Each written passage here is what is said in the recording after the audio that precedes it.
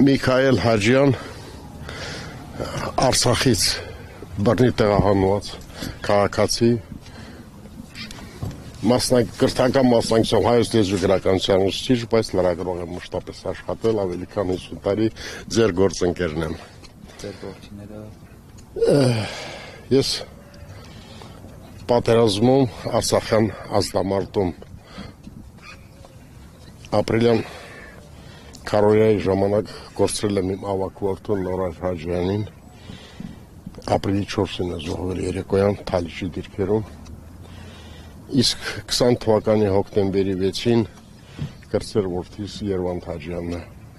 զոհվել, երկու որդի եմ ունեցել, երկուսից էլ ես զրկվեցի, ցավը իհարկե խորն է, ինչ որտեղ անտանելի, բայց որպես տղամարդ ես փորձում եմ դիմանալ, որտեղ թորներ ունեմ հանուն նրանց։ Հավատացեք, ես մարդկանց ներկայությամբ չեմ լացում, չեմ ողբում։ Ընդհակառակը ում հանդիպում եմ, անմիջապես ժպտում եմ, մարդիկ կարծում են, թե ես ժայռեմ, չմտածելով, որ ես իրենց նման միսու արյուն եմ։ Կսկիցը իմ մեջ եմ պահում, բայց իմ ժպիտով փորձում եմ մարդկանց ուրախություն պարգևել, ուրախություն նկարել նաև նրանց դեմքերին։ Տղաները կամավորականներ են եղել, աշխարհազորայիններ են եղել։ Ավագ որդիս 16 տարեկանից մենք դեռ Երևանում ենք այդ ժամանակ ապրում, 16 տարեկանից գնացել է լծվել ազատամարտին։ 13-ին դերևս մաս չկար, աղվամազ էր ավելի ճիշտ։ Եվ նա գնացել ու մինչև պատերազմի ավարտը մասնակցել է մարտերին, տարբեր ջոկատների կազմում, ապա եւ պատերազմից հետո մի քանի ամսով դարձյալ իրեն ջոկատին ուղարկել են Թալիշի դիրքերը, որպեսզի նորակոչիկներին սովորեցնել դիրքապահությունը ու նաեւ դիրքեր պահեն իրենք։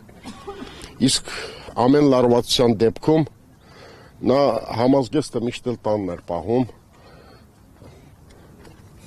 պահարանում կախված եւ հենց լարվածություններ առաջանում անմիջապես գնում գրանցվում էր որպես աշխարհազորային ու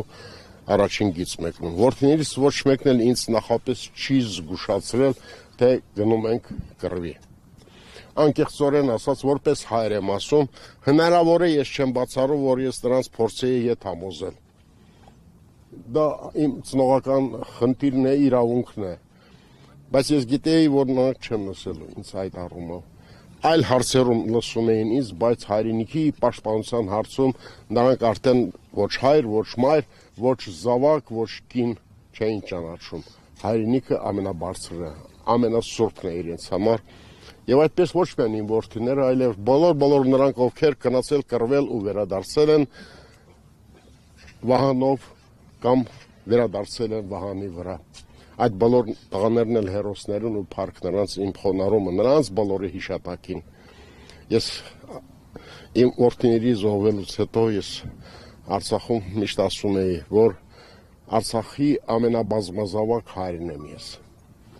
որովհետև այդ տղաները իմ զավակներն են։ Ես 75 տարեկան եմ, ես կռվիների չեմ մասնակցել, պարզապես